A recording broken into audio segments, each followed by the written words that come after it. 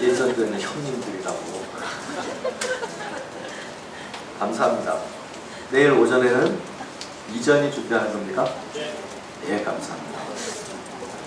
오늘 말씀 열왕기하 2장 말씀입니다. 8절로 12절까지. 엘리야가 겉옷을 가지고 말아 물을 치매 물이 이리저리 갈라지고 두 사람이 마른 땅 위로 건너더라. 건너매 엘리야가 엘리사에게 이르되 나를 네게서 데려감을 당하기 전에 내가 네게 어떻게 할지를 구하라. 엘리사가 이르되 당신의 성령이 하시는 역사가 갑절이나 내게 있게 하소서 하느니라. 이르되 내가 어려운 일을 구하는도다. 그러나 나를 네게서 데려가시는 것을 네가 보면 그 일이 네게 이루어지려니와 그렇지 아니하면 이루어지지 아니하리라. 두 사람이 길을 가며 말하더니 불수레와 불말들이 두 사람을 갈라놓고 엘리야가 회오리 바람으로 하늘로 올라가더라. 엘리사가 보고 소리치되 내 아버지여 내 아버지여 이스라엘의 병거와 그 마병이여 하더니 다시 보이지 아니하는지라. 이 말씀을 가지고 아름다운 안부라는 제목으로 목사님 말씀 주시겠습니다.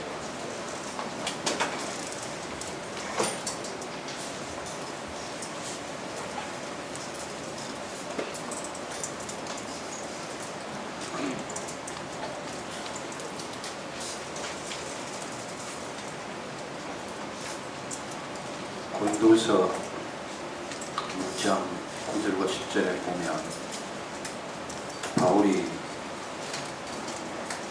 우리 자신에 대해서 하나님의 사람에 대해서 이런 표현을 했습니다. 무명한 자 같으나 유명한 자요 근심하는 자 같으나 항상 기뻐하고 가난한 자 같으나 많은 사람을 부요하게 하고 아무것도 없는 자 같으나 모든 것을 가진 자다. 우리가 이 땅에서는 별 이름 없는 사람일지 몰라도 하나님의 나라에서는 정말 유명한 사람입니다. 하나님이 알아주시고 천국의 백성들이 알아주는 이름을 가진 사람입니다. 근심하는 자 같아 보이지만 사실은 항상 기뻐하는 자입니다. 가난한 자처럼 보일지 몰라도 오히려 많은 사람을 부유하게 할 수 있는 사람들입니다. 아무것도 없는 자 같지만 모든 것을 가진 자입니다. 우리 삼청년회 1청년의 특성을 들으면서 이 말씀이 생각났습니다. 약한 자 같지만 정말 강한 자들이고 근심하는 자 같지만 항상 기뻐하고 가난한 자 같지만 많은 사람이 부유하게 하고 아무것도 없는 자 같지만 모든 것을 가진 자. 그런 감사의 찬양을 들을 수 있어서 참 행복합니다. 아침에 우리 큰아이에게 전화가 왔습니다. 제가 될 수 있으면 우리 큰아이 이야기를 6번에 걸쳐서 나누어 말씀을 드린다고 했는데 마침 전화가 왔습니다.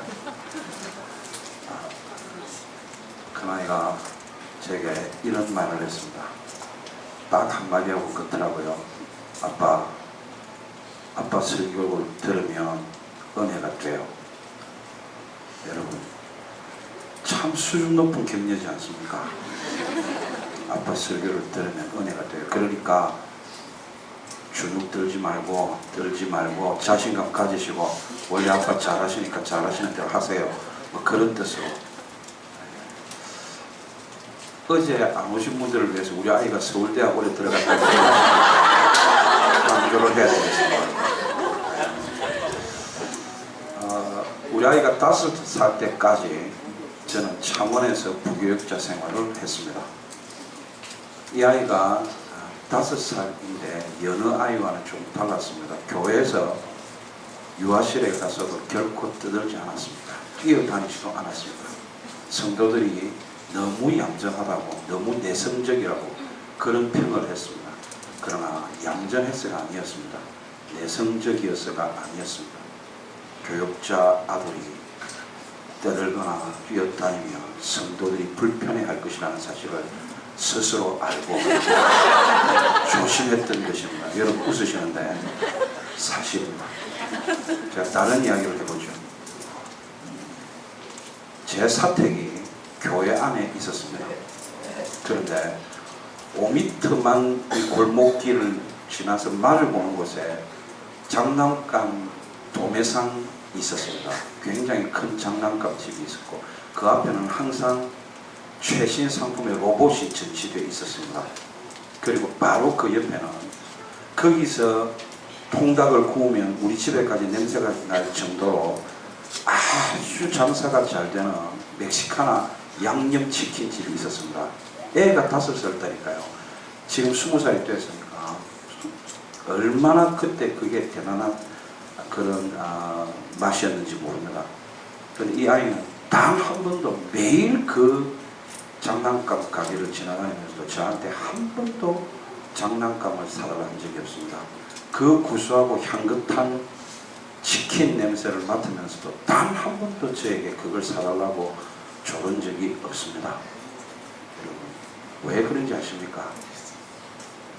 가난한 부교육자인 아빠에게 사달라고 하면 사줄 수 없는 아빠의 마음이 얼마나 아플까? 그걸 생각하고 결코 조르거나 사달라고 하지 않았던 것입니다. 여러분, 저는 지금 거짓말하고 있는 게 아닙니다. 이 아이가 5살이 지나면 서울로 오게 됩니다. 지금 서울 보험교회 부교육자로 오게 되는데 이 아이가 어렸을 때부터 지금 대학교 들어갈 때까지 자라나는 과정을 지켜본 모든 우리 성도들에게 가서 저의 이 말을 해보십시오. 걔라면 영훈이라면 충분히 5살 때 그만한 시건이 있었을 것이라고 다 인정할 겁니다. 저는 정말 그랬다고 생각합니다. 벌써 5살 때 아빠를 생각하는 마음, 아빠가 교회에서 어떤 위치인가, 부교육자일 때 자신의 처신과 담임 목사가 되고 나서의 자신의 처신이 달라야 한다는 걸 아이가 정말 알았던 것 같습니다. 그런데 그 아이가 5살 때 어린이날 이틀 전쯤 되었을 겁니다. 아이가 제게 단 한 번도 뭘 사달라는 적이 없고 단 한 번도 뭘 해달라고 조른 적이 없는 아이가 제게 이런 말을 했습니다. 아빠, 요즘 꿈에 자꾸 로봇가 보여요. 제 동생이 아직 그때 장가를 안 갔습니다. 2살 밑에 동생이고 또 학년으로는 3학년 밑인데 오늘 보니까 저는 몰라도 우리 동생을 아는 분들이 꽤 있더군요. 부산대학교 경제학과를 나와서 지금 하나은행 지점장을 쭉 거쳐서 다시 본부로 들어간 그 부산대학에서 아주 열심히 SFC 활동을 했던 우리 동생을 아는 분들이 있어서 참 반가웠습니다. 우리 동생도 그걸 압니다. 이건 동생한테 물어봐도 제가 여러분 동생을 아는 사람이 있는데 이런 걸 갖고 절대로 제가 꾸민 이야기를 할 수 없을 건 아닙니까? 정확한 이야기. 꿈에 나타납니다. 얼마나 갖고 싶었으면 꿈에 보였겠어요. 마음이 얼마나 메이는지 그 금을 들여서 그 장난감을 사주었습니다. 그러면서 제가 이야기했습니다. 영훈아, 아빠가 너 장난감 정도는 사줄 수 있어.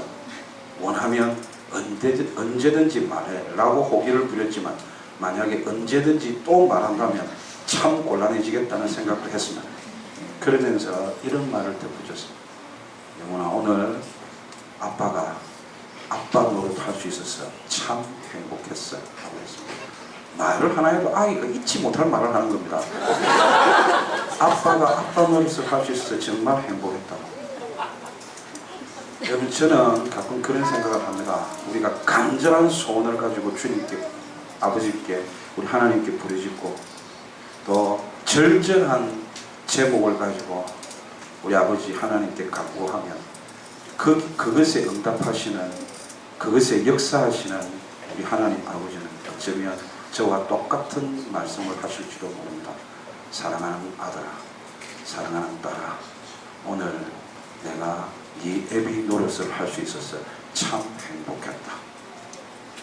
우리의 기도에 응답하시는, 우리의 간절한 소원에 역사하시는 우리 아버지 하나님 귀찮아하실까요? 정말 행복해하십니다. 정말 기뻐하십니다. 그게 나보다 더 나를 잘하시고 나보다 더 나를 사랑하시고 나보다 더 내가 잘 되기를 원하시는 우리 아버지의 마음입니다. 꿈에도 나타날 정도의 그 간절함, 그런 간절한 소원을 가진 한 사람을 우리는 오늘 본문을 통해서 만납니다.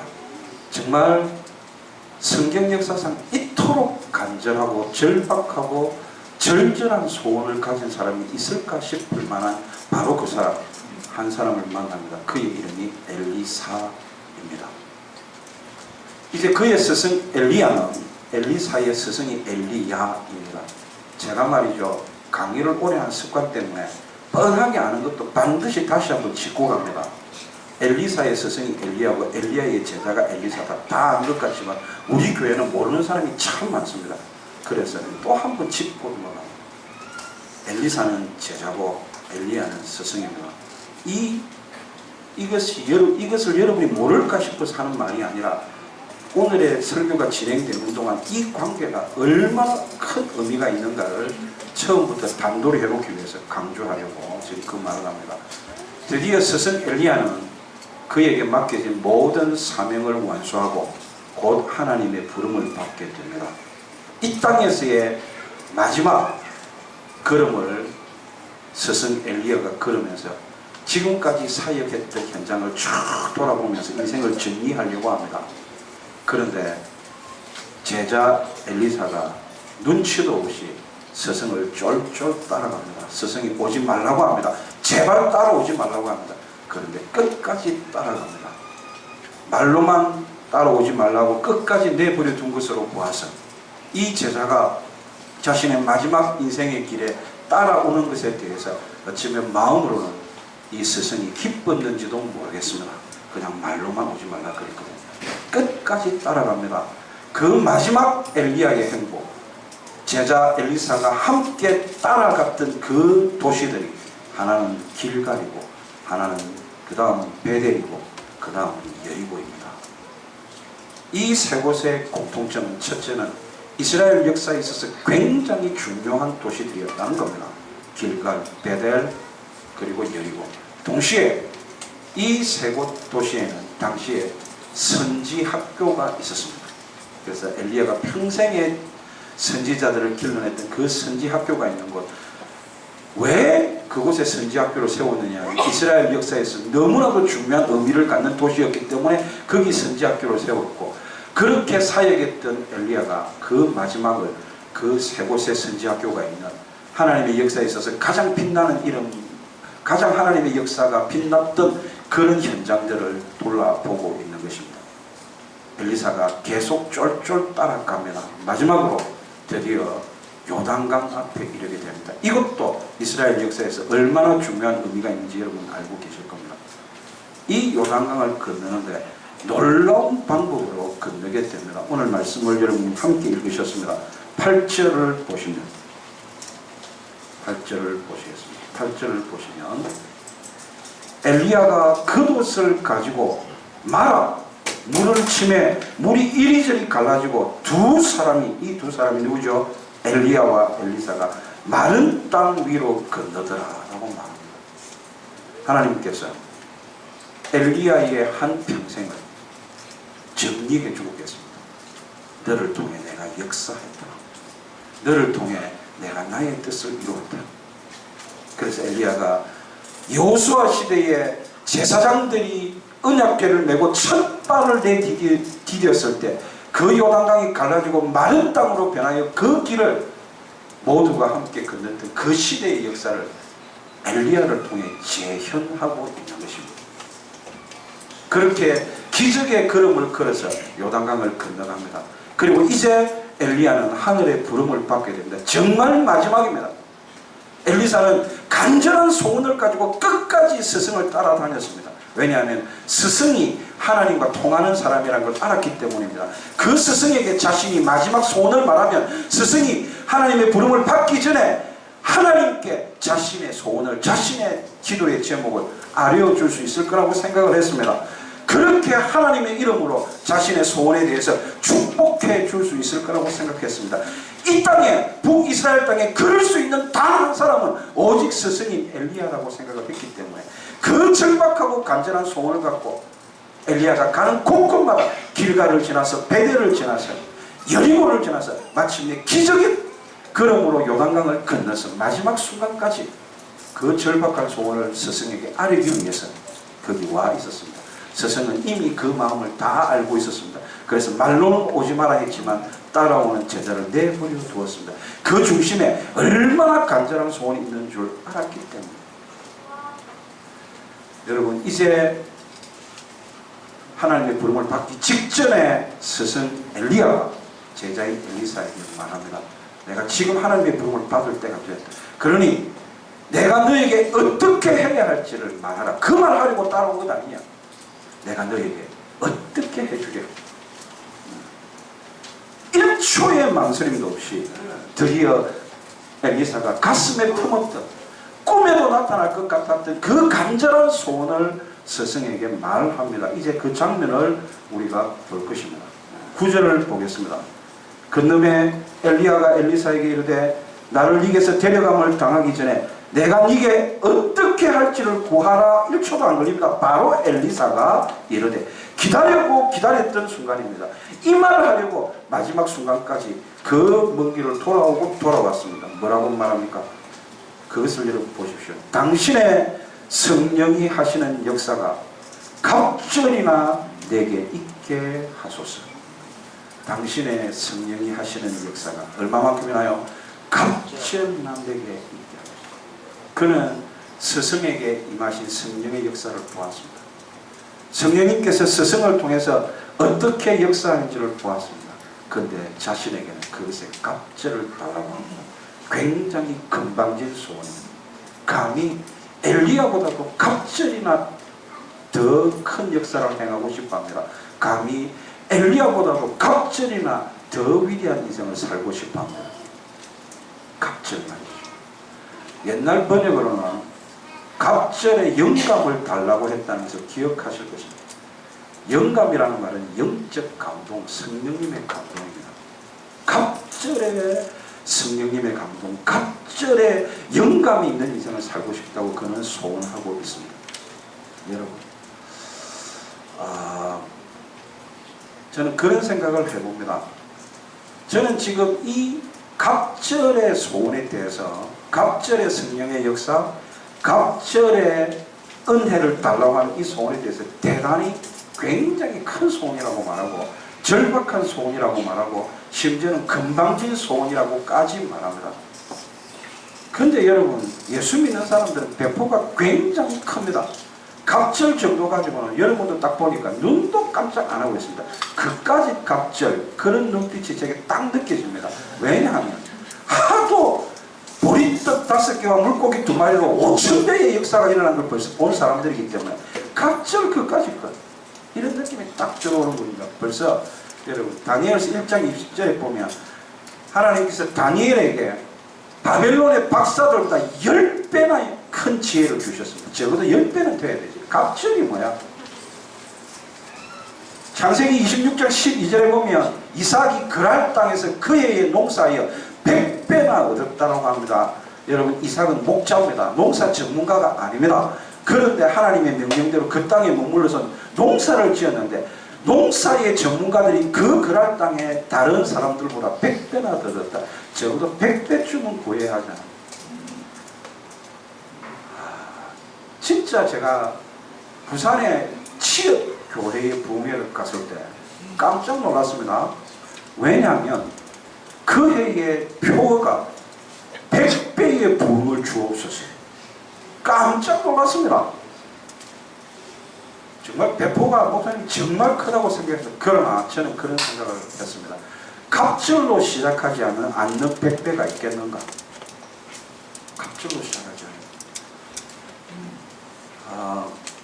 갑절을 여러분 또 우습게 만드는 또 한 멘트가 있습니다. 그 모세가 한 멘트입니다. 신명기.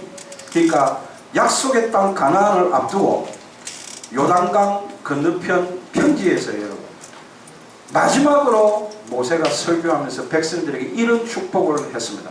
신명기 1장 11절에 보면 너희 조상의 하나님 여호와께서 너희를 1000배나 많게 하시고 너희에게 허락하신 것과 같이 너희에게 복 주시기를 원하노라. 모세가 벌써 1000배가 되게 해달라고, 1000배가 될 것이라고 그들을 축복했거든요. 그 그런 점에서 본다면 갑절을 달라고 하는 이 엘리사의 소원은 굉장히 소박한 소원처럼 보일 수 있겠다 싶습니다. 정말 그렇습니다. 우리는 씨를 하나 뿌려도 옥토에 들어진 씨가 30배, 60배, 100배는 된다고 생각하고 있습니다. 적어도 10배, 적어도 100배, 적어도 1000배, 적어도 5000명을 먹일 만큼의 5000배는 나와야 성이 차는 사람들입니다. 과연 그럴까요?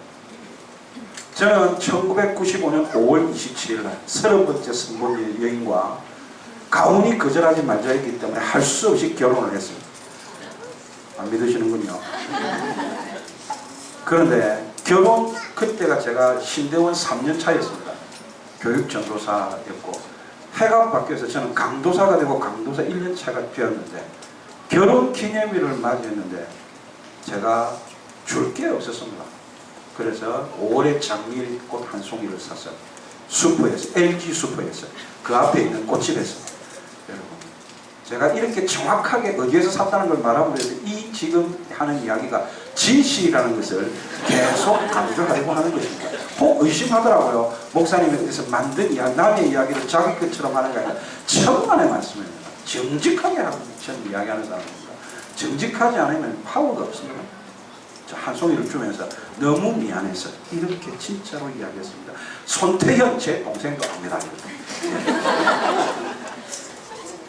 내년에는 2송이를 주고 후년에는 4송이를 주고 해마다 갑절로 줄게. 정말 그렇게 약속했습니다. 그래도 되는 줄 알고 첫 해에 한 송이 주고 그 다음에 2년 결혼 2주년 때 2송이를 줬습니다. 3주년 때 4송이를 줬습니다. 4주년 때 8송이를 줬습니다. 그리고 지금까지 안 주고 있습니다. 10송이를 넘어가니까 감당이 안 됩니다. 괜히 내가 안 줘도 우리 집사람도 진짜 목사 부인할 체질을 갖고 있는 사람이니까 안 줘도 안 주는 이유가 있고 절대 지금까지 말 안 하고 있습니다. 아직도. 그런데 올해가 여러분 올해 지난 5월 27일이 결혼 20주년이었습니다. 자, 결혼 20주년 원래대로 갑절로 주려고 했으면 빨리 여러분 머리가 좋으니까 2의 19승이 됩니다. 2의 19승 계산해 보셨습니까? 524,288승입니다.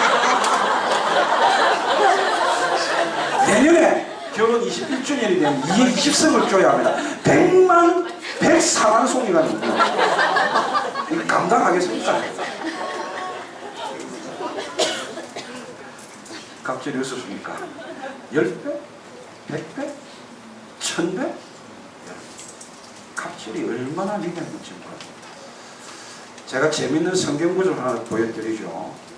예레미야서 12장 5절 보면 하나님께서 예레미야에게 한 말이 있습니다. 굉장히 유명한 말씀인데 여러분 아시는지 모르겠습니다. 화면 나오죠. 만일 네가 보행자와 함께 달려도 피곤하면 어찌 능히 말과 경주하겠느냐. 정말 대단합니다.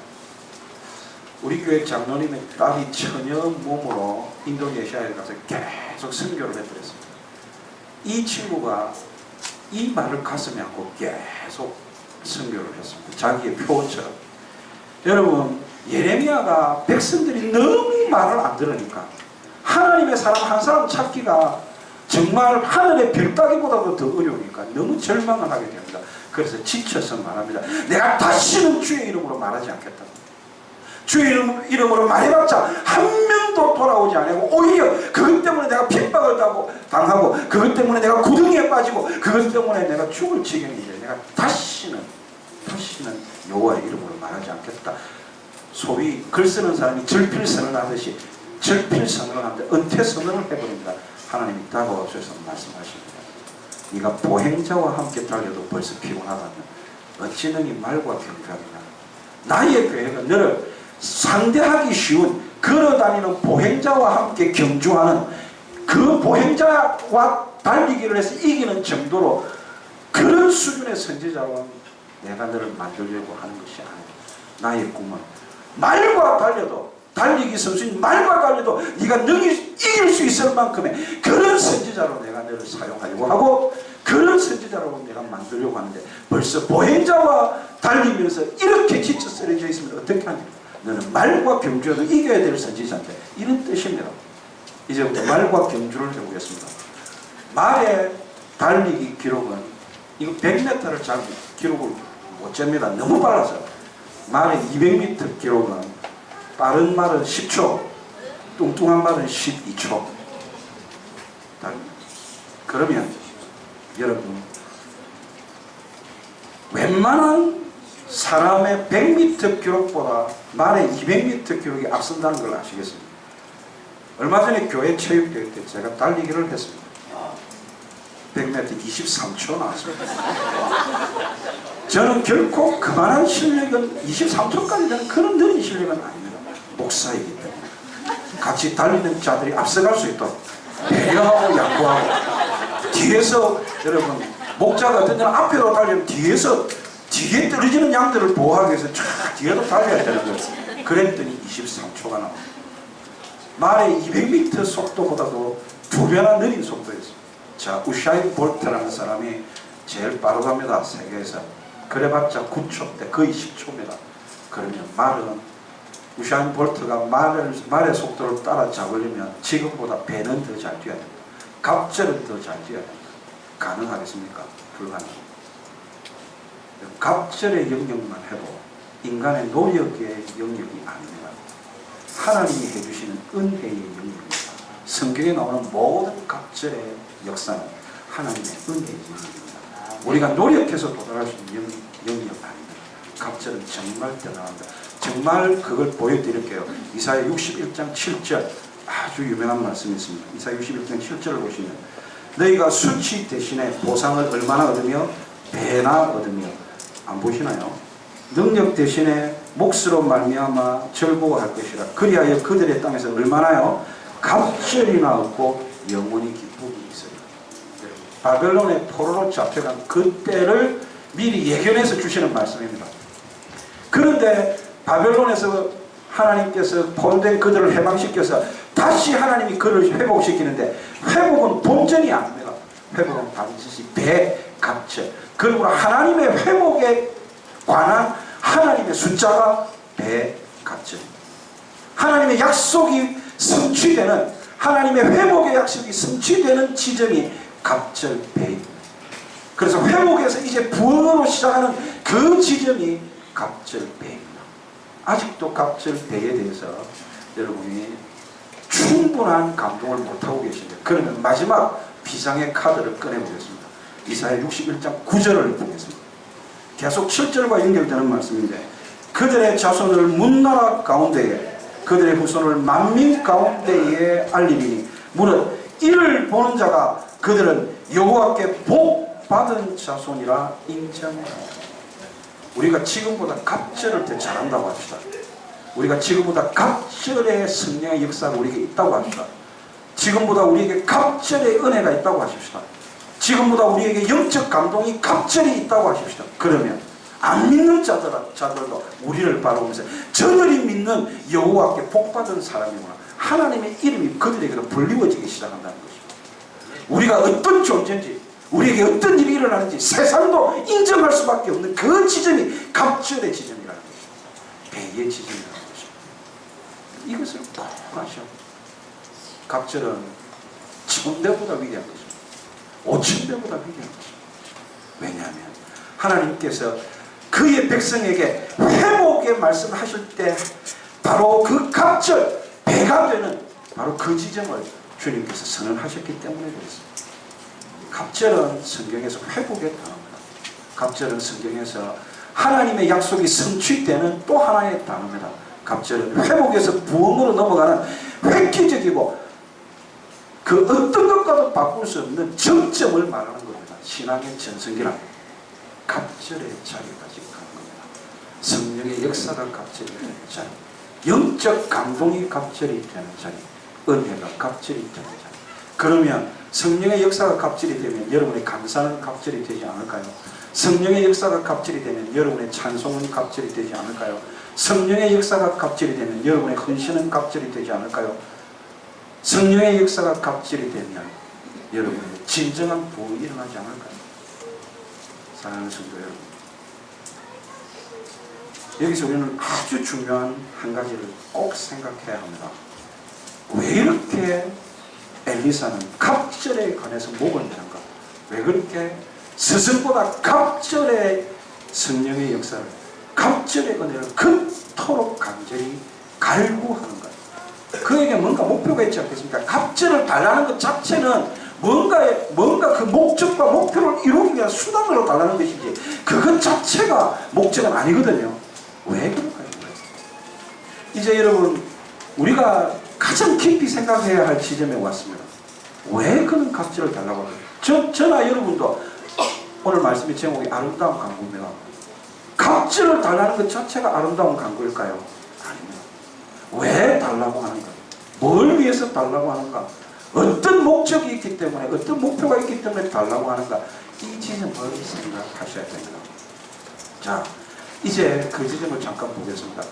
사실 저는 이 말씀은 오늘 굉장히 중요하기 때문에 유머 코드를 조금 적게 넣고 있습니다. 그랬더니 굉장히 힘들어 하시는군요. 저 뒤에 나와야 어울리는데 미리 하겠습니다. 굉장히 오늘 낮에 너무 노셨죠? 제가 설교를 구성할 때도 여러분이 첫째 날 요만큼 놀면 요즘도 둘째 날 요만큼 더 놀면 육신이 요만큼 지치기 때문에 요즘 항상 이런 걸 딱 염두에 두고 아주 세밀하게 기획하고 계획해서 이 지점에서 여러분 흔히 우유를 완전식품이라고 말합니다. 그렇죠. 그래서 우유 많이 먹으라고 이야기합니다. 키도 큰다면 우리 큰아이에게 우유 냅다 먹였습니다. 안 큽니다. 저는 여러분 사실 제 나이대의 평균 이상의 키입니다. 근데 우리 아내가 작습니다. 그래서 키가 안 큽니다. 내가 그렇지 않았습니까? 정말 거절하지 못해서 결혼했다. 우유가 완전식품 아니라는 것을 저는 이미 알고 있습니다. 애 키를 못 크게 하더라고요. 아니 키 크게 하는 데 별 효력이 없더라고요. 만약에 우유가 완전식품이면 첫 번째 국을 대신할 수 있어요. 그래야 완전한 거 아닙니까? 두 번째는 찌개를 대신할 수 있어요. 우유는 국 대신도 안 되는데 찌개 대신도 안 됩니다. 술 먹는 사람은 술안주를 대신할 수 있어요. 우유가 술안주가 안 됩니다. 술 먹고 난 다음 날 해장국을 대신할 수 있어요. 해장국을 대신할 수 있는 우유는 해장국도 안 됩니다. 저 같은 경우에 과자를 굉장히 좋아합니다. 아시겠죠? 살찌는 이유로. 집사람은 끊어서 제가 오면서 몰래 혹 없을까봐 몇 개의 과자를 사왔습니다. 근데 여기 와서 있더라고요. 그러면 저같이 과자를 좋아하는 사람에게는요, 우유가 과자를 대신해 줄 수 있어요. 아무것도 대신해 줄 수 없습니다. 그게 무슨 완전식품입니까? 완전식품은 따로 있습니다. 라면이에요. 라면은 국을 대신할 수도 있습니다. 찌개를 대신할 수도 있습니다. 술안주를 대신할 수도 있습니다. 해장국을 대신할 수도 있습니다. 생라면 부숴 먹으면 과자를 대신할 수도 있습니다. 모든 것을 대체할 수 있는 완전식품은 오직 라면. 그런데 딱 하나 문제가 있습니다. 몸에 별로 안 좋습니다. 이 땅에 완전식품은 없습니다. 완전한 사람도 없습니다. 엘리야 이야기를 잠깐만 하면 야고보서 5장 17절 18절에 굉장히 유명한 말씀이 있습니다. 엘리야는 우리와 성정이 같은 사람입니다. 엘리야나 여러분이나 다 연약하기는 마찬가지고 다 모자라기는 마찬가지고 다 성질 있기는 마찬가지고 그래서 성정이 같은 사람인데 우리하고 엘리야하고 다른 게 하나 있답니다. 그가 비가 오지 않기를 간절히 기도한 적 3년 6개월 동안 비가 내리지 아니하고 다시 간절히 기도한 적 하늘이 비를 내리고 땅이 열매를 맺었느니라는 말씀이 나옵니다. 야고보는 너무나도 중요한 이야기를 해주셨습니다. 완전한 사람은 없다는 것입니다. 그러나 간절한 사람은 있다. 이 땅에서 가장 존귀한 사람은, 가장 귀한 하나님의 사람은 누구냐면 어차피 완전한 사람은 없습니다. 완전한 식품 없듯이. 그런데 간절한 사람이 있다는 것입니다. 저는 엘리사가 이토록 간절할 수 있었던 것은 그의 스승 엘리야가 그렇게 간절했기 때문입니다. 근데 한번 생각을 해보십시오. 간절히 기도하는 게 우리하고만 다르다는 겁니다. 성정은 같다고 성경은 이야기합니다. 그런데 간절히 기도해서 3년 6개월이나 비가 안 왔어요. 이거를 한 가지만 더 생각을 해보십시다. 태생같이 등장한 엘리야, 디셉 사람 엘리야. 아버지 이름도 잘 모릅니다. 아버지가 누군지도 모릅니다. 아버지가 안다면 누구누구의 아들 엘리야라고 했을 겁니다. 그런데 아버지가 하도 무명의 사람이니까 그냥 디셉이라는 시골 농촌 이름을 붙여서 디셉 사람 엘리야가 가장 큰 사람인 왕 앞에 가서 큰 소리를 빡빡 칩니다. 뭐라고요? 내가 섬기는 나의 섬기는 이스라엘 하나님 여호와의 이름을 두고 맹세하노니 내 말이 없으면 수년 동안 우로가 내리지 않, 비뿐만 아니라 이슬도 내리지 않을 것이라고 하나님 메시지를 팍 선포합니다. 그래놓고 덜컥 겁이 날 거 아닙니까? 아무리 큰 소리 쳤지만 이슬은 아침마다 오는 건데, 비도 때 되면 우기 건기가 있어서 오는 건데, 이게 말씀대로 되게 해달라고 간절히 기도를 합니다. 근데 어디 가서 기도를 하느냐 하면, 여러분 기억하십니까? 제일 먼저 그가 도망한 곳이 그릿 시냇가였습니다. 시냇가랍니다. 시냇가는 시냇물이 흘러야 합니다. 그러면 내가 비가 오지 않기를 간절히 기도하기 시작하고 그 기도가 응답되면 제일 먼저 손해보는 사람이, 제일 먼저 힘든 사람이 자기 자신입니다. 그릿 시냇가에 물이 마를 거 아닙니까? 비가 안 오면. 그런데 내가 손해를 보고 내가 가장 힘들어져도 하나님의 말씀이 이루어지기를 간절히, 그 말씀이 이루어져서 주의 이름으로 선포한 그 선포가 제대로 성취되기를, 그래서 내가 그의 이름으로 선포한 이 일에 역사가 나타나고 내가 하나님의 이름으로 맹세하며 선포했는데 그렇게 선포한 하나님의 이름이 땅에 떨어지지 않도록, 그 하나님의 이름의 영광이 훼손되지 않도록 나는 생명을 두고 간절히 기도합니다. 기도할 수밖에 없는 연약한 인생이었습니다. 우리와 성정이 같았던 사람입니다. 왜 나를 역사의 무대에 데뷔시켜놓고 데뷔하자마자 그릿 시냇가에 가서 숨으라고 하는지 그 이유도 잘 몰랐던, 그것 때문에 속에서 불평이 튀어나올 수도 있었던 그런 사람이 엘리야였습니다.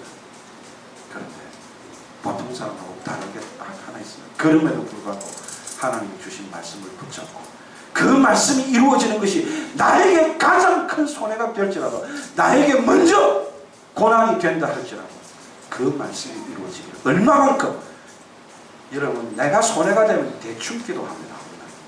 되면 뭐 하나님 말씀 이루어져서 좋고, 안 되면 내가 고생 안 해서 좋고, 보통 우리 그런 심리가 생깁니다. 그런데 간절히 기도해야 합니다. 그래서 그는 정말 하나님의 사람이 되었던 것입니다. 아침에 말했던 하나님의 사람, 그 이름에 가장 어울리는, 실제로 그렇게 불렸던 대표적인 사람, 두 사람인데 한 사람이 모세고 또 한 사람이 엘리야입니다. 이제 우리는 다시 본론으로 돌아가 줍시다. 엘리사는 뭐 때문에 그렇게 간절히 갑절을 보냈는가? 간절함에 있어서는 스승 못지 않습니다. 이제 보겠습니다. 그 스승이 회리바람을 타고 하늘로 올라갑니다. 병거 타고 하늘이 아니고 회리바람 타고 올라갑니다. 뭐 가르쳐줘도 고마운 줄은 몰라요. 14절 보겠습니다. 14절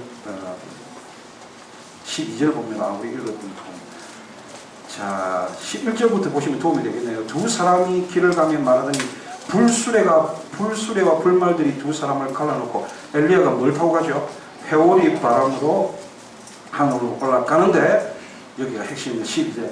엘리사가 보고 소리 지르되 내 아버지여, 내 아버지여, 이스라엘의 병거와 그 마병이라. 스승 엘리야를 향해서 엘리사가 가졌던 가장 큰 존경심은 뭐였느냐 하면, 그 스승이 이스라엘의 병거와 마병이었다는 사실입니다. 엘리사는 그게 되고 싶었습니다. 스승처럼. 여러분, 이스라엘의 병거와 마병, 이스라엘을 지키는 그 힘은 군사력이 아니었습니다.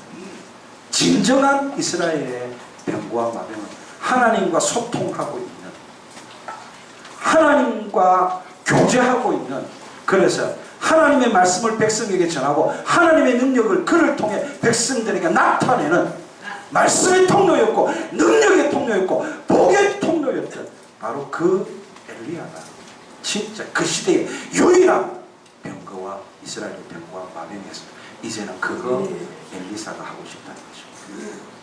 내가 이스라엘의 병과 마병이 될 수 있다면 내가 반드시 스승의 뒤를 이어서 이스라엘의 병과 마병, 이스라엘의 하나님의 말씀과 하나님의 능력과 하나님의 복의 통로가 되어야 되는 이런 거룩한 삶, 이렇게 하나님께 쓰임받는 삶, 한 번 사는 인생인데 하나님의 복의 통로로, 하나님의 복음의 통로로 살고 싶은 그 간절한 소원이 마지막 가는 스승을 향해서 갑절의 성령의 역사를 내게 달라고, 그렇게 하나님께 하나님의 이름으로 축복해 달라고, 그렇게 하나님께 기도해 달라고, 그렇게 간절하게 부탁을 하게 한 것입니다. 사랑하는 성도 여러분, 갑절이라고 하는 것은 이스라엘에서는 기본적으로 장자권을 이야기합니다. 아들이 둘이 있습니다. 저한테. 그러면 이스라엘 법대로 하면 저는 저의 재산을 3등분 해야 합니다. 아들이 둘일 때는. 반드시 아들의 숫자에 플러스 1을 해야 합니다. 왜냐하면 그래서 그 플러스 1을 누구에게 줘야 하기 때문입니까? 장자에게 줘야 하기 때문입니다. 그래서 장자가 다른 모든 아들들의 갑절을 받게 되는 겁니다. 수많은 선지학교에 선지자들이 있습니다. 엘리사는 그 장자권, 선지자의 장자권, 선지자의 후계권을 갖고 싶어 했던 것입니다. 그러나 단순히 그게 아닙니다. 표면적으로는 그렇게 보일지 모르지만 엘리사가 정말 갖고 싶었던 것은 스승처럼 하나님께 쓰임받는 것, 스승처럼 군사력보다 더 강한 진정한 그 시대를 지키는, 그 시대에 하나님의 역사를 지켜내는 병거와 마병이 되고 싶었던 것입니다. 요즘 우리가 가장 흔히 쓰는 말로 복의 통로가 되고 싶었던 것입니다.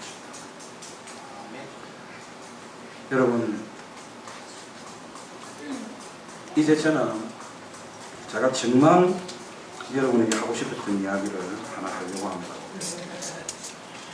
그것은 뭐냐면 이겁니다. 제가 이 사실을 하나님 앞에서 묵상하면서 깨닫고 나서 제 목회가 달라졌습니다. 그게 뭐냐면 엘리사가 갑절에, 자기 스승보다 갑절의 역사를 구하는 것은 그건 결코 엘리사가 인간적인 성공이나 혹은 스승보다 훨씬 탁월해지고 싶어하는 야망이 아니었다는 것을 말씀드리려고 합니다. 그것은 제가 아는 한 가장, 오히려 가장 겸손한 기도입니다. 가장 겸손한 간구입니다. 왜냐하면 표면적으로는 그렇지 않아 보이지만 왜 갑절을 간구하는 그의 기도가 그토록 겸손한 기도이느냐. 지금부터 제가 하는 이야기를 들어보십시오. 자, 이제 내가 누구의 뒤를 이어야 합니까? 스승인 엘리야의 뒤를 이어야 합니다. 그런데 지금 하나님의 부름을 받는 그 엘리야와 자신을 비교해 봅니다. 나는 스승의 절반도 안 됩니다. 그러니 내게 하나님께서 갑절을 주셔야 합니다. 그래야 하나님 스승이 없는 이 땅에서 제가 이 이스라엘의 병거와 마병이 될 수 있지 않겠습니까? 저는 스승의 반도 안 되는 사람이니까 제게는 갑절을 주셔야 합니다. 얼마나 겸손한 기도예요. 다르게 말해볼까요? 여러분, 이 북이스라엘은 엘리야의 시대보다 엘리사의 시대에 훨씬 더 백성들이 패역해집니다. 그러면 스승의 시대보다 백성들이 훨씬 더 패역해진다면 스승보다 갑절의 성령의 역사는 있어야, 스승보다 갑절의 은혜는 있어야 훨씬 더 두 배나 갑절나 패역해진 그 시대를 감당할 수 있지 않겠습니까? 스승보다 위대해지려고 한 것이 아닙니다. 아무리 봐도 나는 스승의 절반도 안 되는 인생입니다. 나 같은 인생이 그래도 하나님의 나라에 병과 마병으로 쓰임 받으려면, 스승만큼 되려면 갑절은 있어야 되겠게. 그래야 진정한 이스라엘의 회복이 일어날 것 같기에. 라이벌을 잘 만나야 사람은 성공을 하면 훨씬 더 잘 됩니다. 예컨대 김연아가 그렇게 잘하는 이유 중에 아주 중요한 하나의 효력은 뭐냐면 아사다마오입니다. 라이벌 구도가 둘 모두를 굉장히 발전시켰습니다. 전에 어떤 집회에 우리 교인이 갔다가 왔어요. 제게 이야기를 하는데, 저는 태진아가 뭐 강정한다는 이야기, 태진아 씨, 나이가 많으니까 태진아 선생님이 무슨 어디서 강정을 한다는 이야기 듣도 보면 그 사람 듣고 왔답니다. 그런데 내가 허락도 안 했는데 갔다 왔어야겠다. 그런데 그 태진아 씨가 이렇게 간증을 하더라는군요. 내가 이렇게 잘 된 것은 첫 번째는 하나님의 은혜고 두 번째는 송대관 씨 때문입니다. 자기가 송대관 씨와 라이벌 그룹을 막 일부러 만들었어요. 그 사람들은 나와서 맨날 서로 막 지격해가면서. 그렇지 않았으면 이만한 자리 오지 못했을 것이다. 라이벌이 참 중요합니다. 저는 우리 나눔교회 청년들 그리고 어린 자녀들이 라이벌을 잘 지냈으면 좋겠습니다. 어차피 라이벌은 있어요. 우리 교인들에게 저는 이렇게 이야기합니다. 우리 교회의 건너편에 통합적 제법 큰 교회가 있습니다. 홍광교회라고 있습니다. 여러분, 우리 서울보험교회의 라이벌은 홍광교회가 되면 안 됩니다. 바로 옆에 가장 오래된 감리교회는 홍제감리교회가 우리 교회에서 여러분 한 70m 정도에 떨어져 있습니다. 바로 거기입니다. 우리 교회의 라이벌은 홍제감리교회였어도 안 됩니다. 라이벌을 잘 정해야 됩니다. 우리 교회의 경쟁자, 우리 교회의 라이벌은 초대교회입니다. 초대교회와 경쟁하는 교회가 돼야 됩니다. 기도를 해도 초대교회가 얼마만큼 했는가 생각해보고 기도하고, 찬양을 해도 초대교회가 얼마만큼 했는지를 보고 그것과 경쟁하고, 헌신을 하고 충성을 하고 복음을 전하고 선교사님들을 파송해도 누구만큼? 초대교회만큼 하자. 라이벌이 좋아야 된다니까요. 그러려면 갑절을 구해야 합니다. 아무리 봐도 우리 서울보험이 저를 비롯한 우리 서울교회 성도들, 초대교회 사도들이나 성도들에 비해서 반도 안 되는 사람입니다. 반도 많이 봐줘서 반입니다. 그러려면 우리에게는 갑절의 성령의 역사가 있어야 합니다. 우리 교회가 초대교회처럼 하나님의 역사를 이루고 초대교회처럼 하나님 나라의 부흥을 이루어내려면 갑절. 초대교회 그 시대도 패역한 로마의 시대였지만 지금의 시대는 훨씬 더 패역한 시대입니다. 그러려면 초대교회가 한 만큼 하려면 우리는 갑절의 성령의 역사가 있어야 합니다. 갑절이 있어야 하고 말고요. 그래서 갑절을 구했습니다. 참 재밌는 것은 여러분, 아까 제가 우리 집사람에게 꽃송이를 줬을 때 여러분 딱 4년만 주고 말았다 했습니다. 그런데요, 우리 교회도 딱 4차례의 부흥이 있었습니다. 다 해보니까 어른들만 처음에 200명으로 시작했습니다. 딱 여러분 4차례의 부흥이 있었는데 여기 갑절이 안 되더라고요. 초반 200명이 400명이 되더니 400명이 600명이 되더니 600명이 800명이 되는, 요게 초창기에 됐기 때문에 제가 좋은 소문이 많이 났어요. 짧은 시간에 착 그랬는데 그 이후부터는 여러분 아주 서서히 아주 기분 좋게 그렇게 부흥을 하고 있습니다. 저는 그런 숫자적인 부흥을 말한 건 아니었습니다.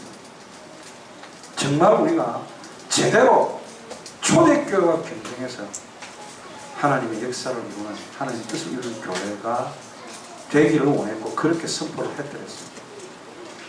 사랑하는 성도 여러분, 정말 지금은 갑절이 필요한 시대입니다. 왜냐하면 너무나 패역해지는 시대입니다. 동성애를 보십시오. WCC를 보십시오. 저보다 여러분들이 더 잘 아실 겁니다. 패역합니다. 신천지를 보십시오. 안상홍 부인인 하나님 어머니라고 불리는 장길자를 보십시오. 저는요, 안상홍 그 하나님의 교회라고 하는 그쪽 찬송가를 보고 거의 넘어갈 뻔했다는 거 아닙니까? 주 하나님 지으신 모든 세계, 영상을 우리 부목사 중에 그 2단 전문가 하나 있습니다. 제가 다 전문성을 갖게 합니다. 2단 전문가 하나 영역을 주는데 이 친구가 가져와서 화면을 틀어주는데 하나님의 교회는 어떻게 부르는 줄 압니까? 안상홍님 지으신 모든 세계, 이렇게 합니다. 진짜 하나님 안상홍. 여러분, 그런 시대로 살고 있습니다. 제가 아까 우리 아들이 서울대학에 들어갔다고 벌써 3번째 어제부터 이야기하고 있습니다. 서울대에 우리 아들이 가서 등록을 하거나 여러 가지를 할 때 여러분 누가 계속 달라붙었겠습니까?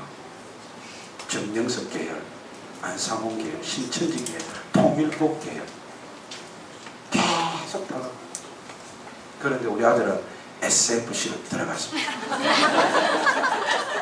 제가 처음에 고대에 왔을 때 우리 제가 다니는 학교에는 SFC가 없었습니다. 그래서 저는 IBF 출신이고 IBF 회장까지 지난 IBF계에서는 제법 알아듣는 겁니다. 그런데 지금 가장 제 선택에서 후회하진 않지만 안타까워하는 게 그때 SFC에 갔더라면 이런 생각을 합니다. 왜냐하면 우리 동생이 SFC를 하면서 참 관계들이 좋은 것을, 그리고 신앙으로 서로가 서로에게 굉장히 같은 공감대를 가지고 잘 섬기고 그렇게 하나님 앞에서 끝없이 서로 기도해주고 나누는 모습을 지금도 보고 있기 때문에 IBF는 그런 게 없습니다. 우리는 모두 다 각자가 잘난 사람들이기 때문에 혹시 여기 IBF 출신이 있으면 대단히 죄송합니다. 제 경우에 그랬다 그 말입니다. 그래서 우리 아들은 단 하나의 망설임도 없이 첫 아들, 그 귀한 첫 아들은 단 1초의 망설임도 없이 그대로 SFC에 집어넣었습니다. 지금 굉장히 만족을 하고 있습니다. 한 학기밖에 안 지났지만 SFC가 없었다면 학교를 그만둬야 될지도 모를 만큼 고생을 했습니다. 너무 이 경쟁이 심해가지고 잘 따라가지 못하는 것에 대한 절망을 느끼더라고요. 그 SFC의 누나들이 또 형님들이 위로해주고 붙잡아주고, 그래서 우리 어린 아이들도 자라면 SFC, 제가 지금 수도권 SFC 지도위원장입니다. 가는 곳마다 이 SFC 홍보를 하지 않으면 안 되도록 되어 있습니다. 이번 여름 대학생 대회, 전국 대학생 대회 제가 주강사였습니다. 그런데 그놈의 메르스 때문에 제가 전국적으로 뜰 수 있는 기회를 놓치고 말합니다. 하나님이 왜 그렇게 하셨는지 제가 아직 참 답을 못 얻었습니다. 다시 제 본론으로 돌아가려고 합니다. 사랑하는 성도 여러분, 저는 여러분에게 이런 거룩한 소원이, 아름다운 소원이 있었으면 좋겠습니다. 과연 이것부터 한번 확인해 보십시다. 과연 그렇게 스승을 쫓아다니면서 그렇게 절절하게 간절히 부르짖은 것처럼 그는 정말 갑절의 성령의 역사를 달라한 소원이 이루어졌을까요? 이제 그 장면을 보도록 하겠습니다. 이루어졌는지 안 이루어졌는지를 보겠습니다. 읽지는 않았지만 14절을 보겠습니다. 연결되는 말씀. 이제 여러분 13절부터 보면 엘리야의 몸에서 떨어진 아까 겉옷을, 엘리야가 벗어놓은 겉옷을 주워서 가지고 돌아와 또 자신도 어디 앞에 습니까? 요단 언덕. 다시 건너서 돌아가야 됩니다. 아까 누구와 같이 건너왔죠? 스승과 함께 기적의 걸음을 건너왔습니다. 그에게 만약 하나님이 응답하셨다면 엘리야 혼자 남았더라도 이게 여러분 이 요단강이 또 갈라쳐야 합니다. 하나님이 그에게 스승을 통해서 그토록 강구했던 절절한 소원에 대해서 하나님이 응답하셨다면 그도 똑같이 두 사람이서 함께 건넜던 그 길을 혼자서도 건널 수 있어야 합니다. 그래야 갑절입니다. 그렇죠? 이제 보겠습니다. 실제로 그렇게 되는지 기대를 갖고 보십시오. 너무 미리 예측하지 마십시오. 난 다 알아. 아닙니다. 다시 보세요. 14절. 엘리야의 몸에서 떨어진 그의 겉옷을 가지고 물을 치며 이르되 엘리야의 하나님 여호와는 어디 계시나이까? 나이까 니이까? 어디 계십니까? 하고 그도 물을 치매 물이 이리저리 갈라지고 엘리사가 건너더라. 제가 이 부분에서 할렐루야 합니다. 아멘 하십시오. 할렐루야. 아멘. 그 절절한 소음이 즉시 그도 동일하게 기적의 걸음을 걸었어요. 그건 그냥 기적이 아닙니다. 하나님께서 너를 나의 기적의 도구로, 능력의 도구로 사용하신다는 사인이었습니다. 너를 통해 나의 주권을, 너를 통해 나의 권세를, 너를 통해 나의 능력을, 너를 통해 나의 힘을, 너를 통해 나의 계획을 다 전부 이루겠다는 것입니다. 다 너에게 주겠다는 것입니다. 그게 이 사인이었습니다. 이제 저는 엘리야의 신앙을, 엘리사의 신앙을 이렇게 정의를 하려고 합니다. 엘리야의 하나님 어디 계십니까? 이 표현은 결국 이런 겁니다. 엘리야의 하나님은 나의 하나님. 엘리야의 시대에 행하셨다면 나의 시대에 행하실 수 있다. 엘리야의 사역의 현장에서 행하셨다면 나의 사역의 현장에서도 행하실 수 있다. 엘리야에게 행하셨다면 나에게도 행하실 수 있다. 이걸 제가 이렇게 표현을 바꿔봤습니다. 좀 멋있는 표현이 될 것입니다. 한번 보십시오. 여러분이 새기셔야 할 메시지입니다. 언젠가 행하신 적이 있다면 지금 행하실 수 있습니다. 아멘. 어디선가 행하신 적이 있다면 여기서 행하실 수 있습니다. 아멘. 누군가에게 행하신 적이 있다면 나에게 행하실 수 있습니다. 아멘. 여러분, 정말 하나님의 역사에서 어디선가 행했다면 오늘 남은교회에서 행하실 수 있습니다. 언젠가 하나님의 역사에서 언젠가 그런 역사를 행하셨다면 지금 행하실 수 있습니다. 누군가를 통로로 삼아 행하셨다면 나를 통로 삼아서도 주님이 행하실 수 있다는 것입니다. 엘리야에게 행하신 것처럼 엘리사에게 행하셨습니다. 재밌는 것은 이게 외우면 참 좋겠어요. 외웠으면 다시요. 언젠가 행하신 주님이라 말을 넣어서 언젠가 주님 행하신 적이 있으면 지금 행하실 수 있고요. 어디선가 주님이 행하신 적이 있으면 여기서 행하실 수 있습니다. 누군가에게 주님이 행하신 적이 있으면 나에게도 나를 통해서도 행하실 수 있다. 재밌는 것은요. 제가 꼭 갑절이라는 걸 가지고 일부러 세봐서 아는데요.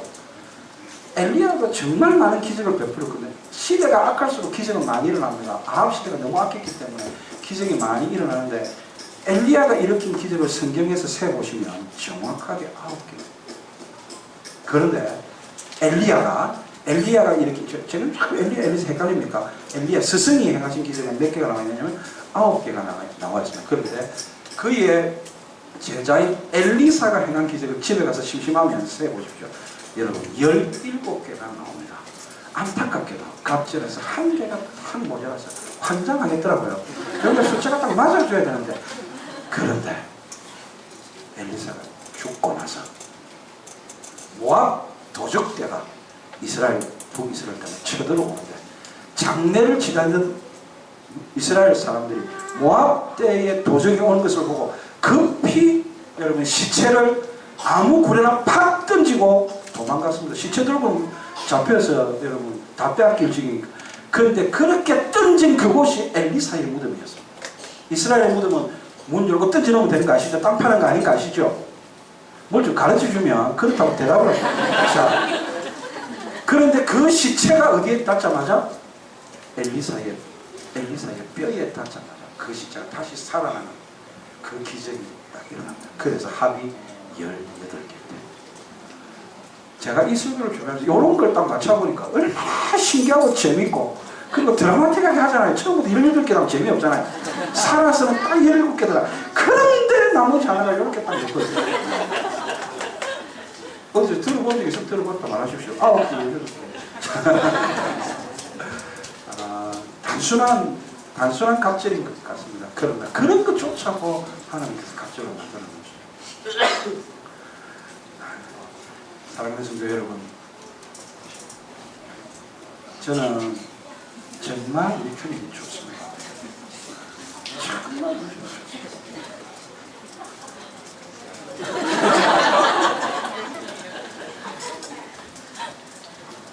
사랑하는 오직 너 하나님의 사람, 진짜 그렇습니다. 저도 어릴 때 우리 송집사님 댁에 가서 아버지도 어디, 어머님도 또 공부 다니시고 강의하시고 여러 번 만났던, 송집사님 댁에서 자주 교제를 하는데 나를 좀 알아주면 좋겠는데.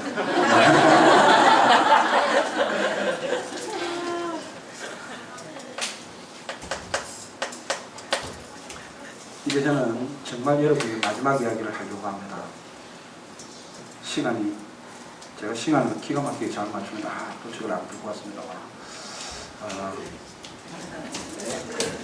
그렇게 기적의 개수가 딱 채워졌다. 이건 재미삼아 들으시라는 건데요. 엘리사가 저를 보십시오. 제게 주목하시면 됩니다.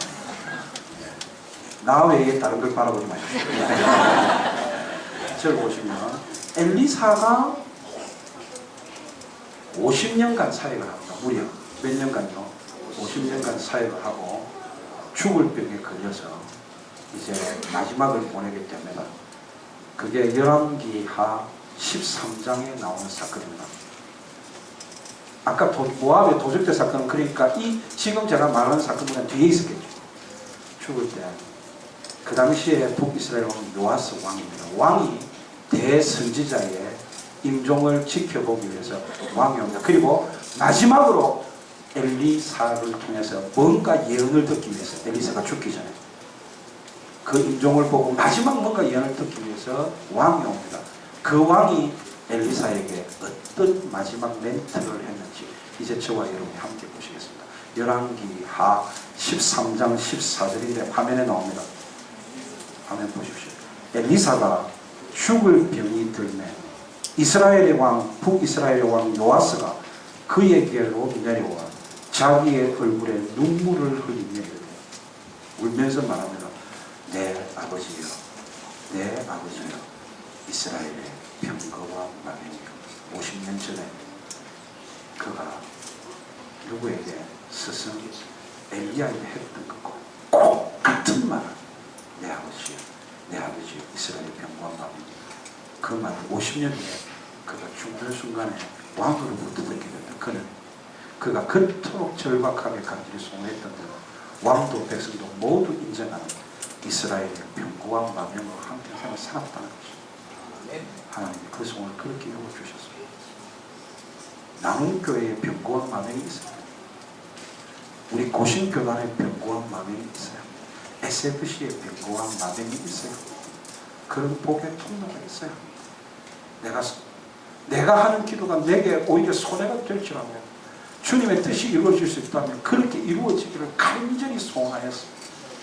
그 하나님의 이름이 선포되고 그 하나님의 은혜와 복이 나를 통해서 누군가에게 전달되게 되는, 나를 통해 누군가에게 쏟아지게 되는 그런 복의 통로, 그 꿈을 가지십시오. 복의 통로가 되는 꿈을 가지는 사람은 반드시 하나님께서 갑절의 복을 주십니다. 그리고 그는 그야말로 신앙의 전성기를 살게 됩니다. 갑절 한번 꿈꿔보십시오. 교사가 자기 방을 두고 갑절을 꿈꿔보십시오. 또 기관의 임원들이 자기의 기관을 두고 갑절을 꿈꿔보십시오.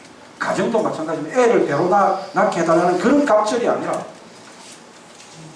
성령의 역사가 갑절이 있는 가정, 성령의 역사가 갑절이 있는 우리 반, 성령의 역사가 갑절이 있는 그런 기관. 지금도 너무 좋은 거지만 여러분 또 한 번 갑절을 꿈꾸면서 갑절을, 나눔교회가 이 시대의 병거와 마병이 되기 위해서, 이 시대의 진정한 나눔이라는 이름으로 복의 통로가 되는 그 아름다운 하나님의 역사를 이루기 위해서 그렇게 아름다운 손으로 그렇게 아름다운 강구를 하는 그런 역사가 오늘부터 다시 한번 시작되게. 그래서 혹 그럴 리가 있을지 없을지 모르지만 앵콜로 다시 왔을 때 정말 갑절의 역사가 일어난 것을 함께 보고 함께 찬양하게 되는 그런 놀라운 일이 우리 나눔교회에 있게 되기를 주님의 이름으로 축복합니다. 아멘. 이제 우리가 성령의 역사가 갑절이나 있을 수 있도록 오소서 진리의 성령님 찬양하겠습니다. 부흥 2000년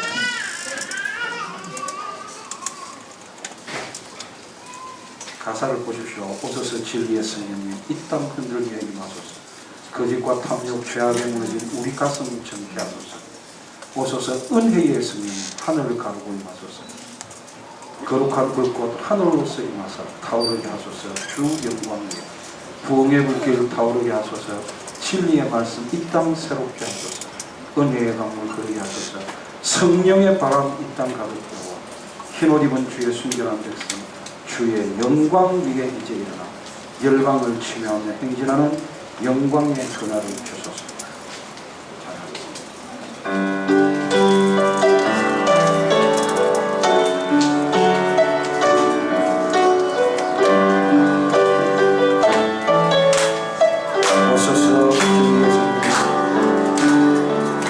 오소서 진리의 성령이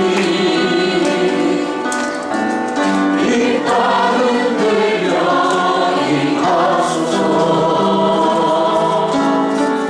거짓과 탐욕 죄악에 무너진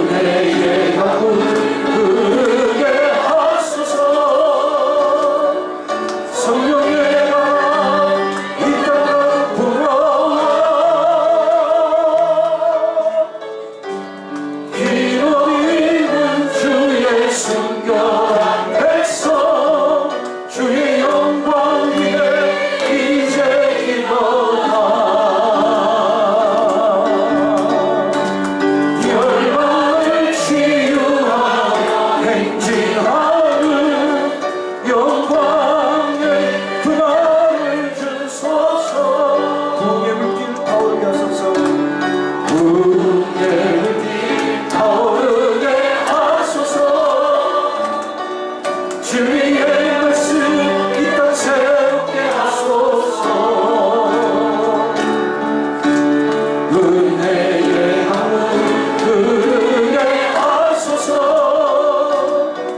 성령의 바람 이 땅 가득 불어와 기워지는 주의 순결한 백성 주의 영광 위에 이제 일어나 이 열방을 치유하며 행진하는 영광의 그날 이제 마지막으로 부흥의 물길 두 손 높이 들고 부흥의 물길 타오르게 하소서. 주의 말씀 이 땅 새롭게 하소서. 은혜의 강물 흐르게 하소서. 성령의 바람 이 땅 가득 불어와 기도리는 주의 순결한 백성 주의 영광 위에 이제 일어나 열방을 치유하며 행진하는 영광의 그날에 주소서. 영광의 그날에 주소서.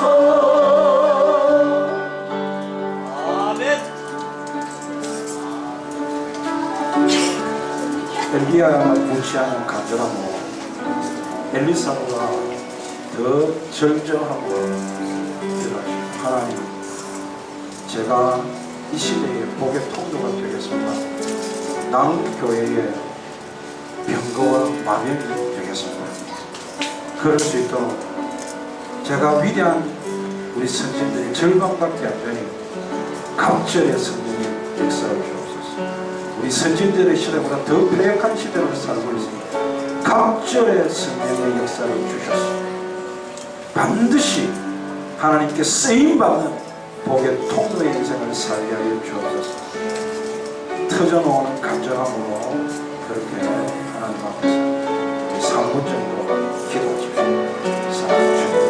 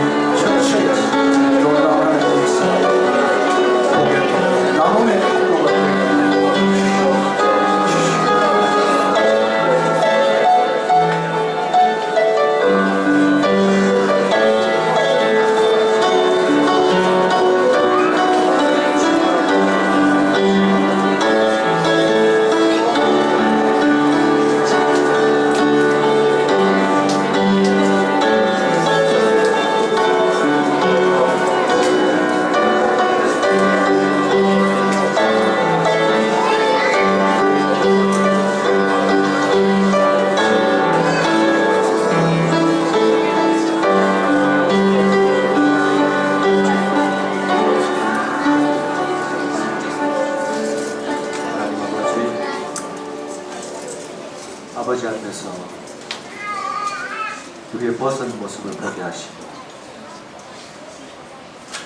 주께서 입으신 흰옷을 알아보게 하시고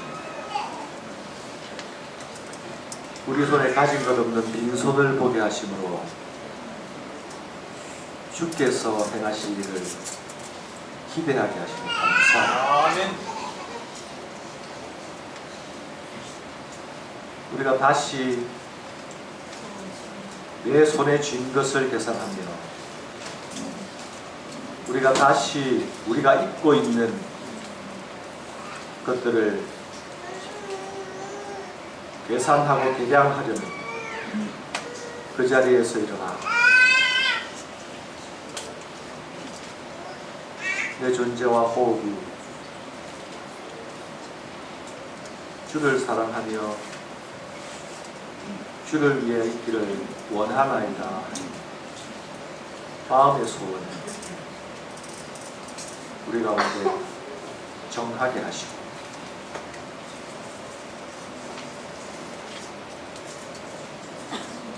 이스라엘의 경고와 마병이 되기를 소원했던 우리 믿음의 선조들의 길을 쫓아 내가 진 무기 내가 싸울 능력은 없을지라도 주의 교회와 그리스도의 나라를 위하여서 우리 몸을 드릴 수 있는 내 작은 헌신으로 그 필요를 채울 수 있는 그 자리로 나아가기 원하는 소원을 우리에게 허락하시고 아멘. 주여 이 선한 소원을 가진 자마다 주께서 들어 사용하여 주시고 주의 이름을 높이 드러내어 주시기를 간구드리며 다시금 우리 안에 갇히지 아니하며 다시금 내 욕망의 포로가 되지 아니하며 다시금 내가 가진 희망 속에 스스로 취하지 아니하게 하시고 주께서 말씀하시는 것, 주께서 약속하시는 것, 주께서 바라보게 하시는 것을 향하여 우리의 전 존재가 다시 자세를 수정할 수 있도록 주님 우리를 도와 주시옵소서. 우리의 마음을 주님께로 향합니다. 우리의 모든 것을 주님께 내어놓고 나아갑니다.